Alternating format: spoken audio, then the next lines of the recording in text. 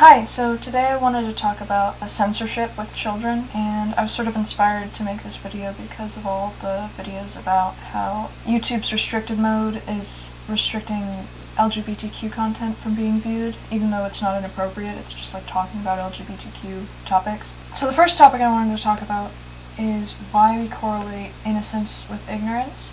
And I think that's because innocence is kind of more about how people view the world and having a positive outlook on the world and seeing the best in people and all of that. And it's easy for kids to do that because they don't really know about the really terrible things that go on in the world. And this is in an ideal situation, some kids do, but in an ideal home situation, kids probably don't know that much about torture and abuse and war and violence and all of that terrible stuff. I think parents have sort of gone a bit overboard in the past few decades with censoring profanity and censoring nudity and finding certain things inappropriate. And it becomes this sort of customized way of raising your kid, which every parent has a different way of raising their kids, and that's their right to raise their kid how they want. But it does kind of allow the parent to keep their kid ignorant and not have their kid think on their own. And so if a parent is homophobic and they don't want their kid to learn about LGBTQ stuff, it allows the parent to censor that from their kid, even though there's nothing inherently wrong or shameful about those topics that would need censoring from children. Certain people think that it is wrong and it's not the right way to live your life, and it just encourages the stigma towards it, and it encourages people who are ignorant of those issues to raise their kids in a sort of ignorant way, instead of just allowing them to ask questions about those sorts of topics and for the parent to answer them in the most honest, appropriate, factual way they can. Some parents don't want to learn about certain things like LGBTQ topics, so they don't bother trying to teach their kid about it because they just think, oh, well, my kid doesn't need to know about that stuff. And again, it just encourages stigma and it encourages ignorance, and it doesn't encourage independent thinking. And at the end of the day, I think parents should really try to have their kids ask questions and be inquisitive and think on their own and just think about the world in a way that they can understand, that, won't traumatize them in any way. Because in some ways, censoring certain things can actually lead to more trauma than if a parent were to just answer questions about those things in an honest way.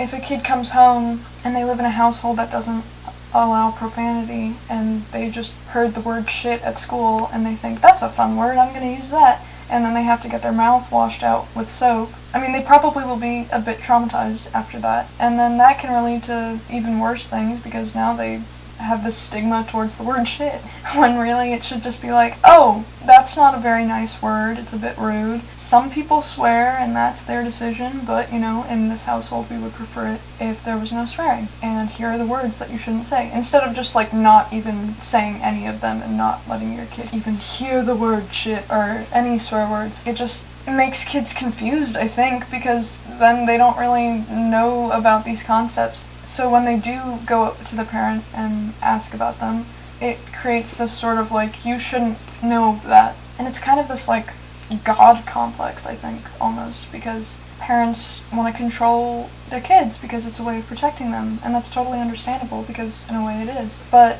at the end of the day, you can't tell them to not eat the apple of knowledge because you just don't like some of the things that they'll find out. Sooner or later, they're gonna find out about these things. And it would be better if they just found out in a calm, appropriate manner with their parents saying, this is how it is, instead of it being this oh, you're not allowed to know this sort of thing. Because typically, again, when we censor things from kids, it's because there's a sort of shame behind those things in the world. I think most people are ashamed that violence and abuse and rape and murder and torture and all of those things exist, so we don't really want to introduce kids to those topics at a really young age because we're worried that that might affect their outlook on the world and that might traumatize them a bit, so we kind of wait until they sort of naturally find out through censoring certain things that aren't really that shameful in society, like things like swearing and the queer community. Those aren't really necessarily shameful things. It's just, those are sort of things that are more a part of your opinion, and you have to think, why would I want to prevent my kid from knowing about these swear words and prevent my kid from knowing about the LGBTQ community? Like, what kind of stigma do I have against those things that is affecting the way I'm parenting?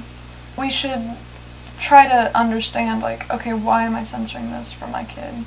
And why is this inappropriate for kids? And is this just my opinion, or is this actually showing really graphic, horrible stuff? And we should just encourage kids to communicate with adults in an honest way, in an educational way, so that they don't feel that there's a shame tied to anything besides hurting people. That should be shameful.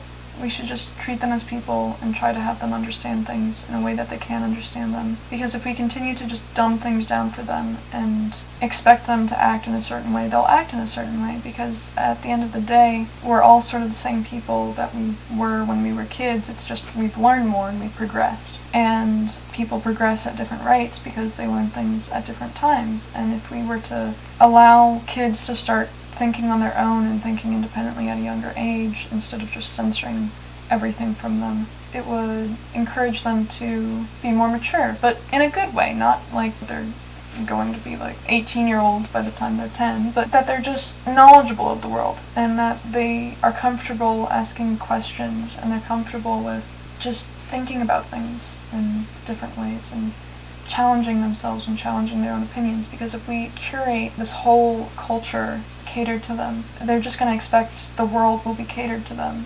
If you're a parent and you're censoring your kid from things that aren't really necessary to be censored, it just kind of allows kids to grow up ignorant and to continue the cycle of ignorance. And that's not good for anybody.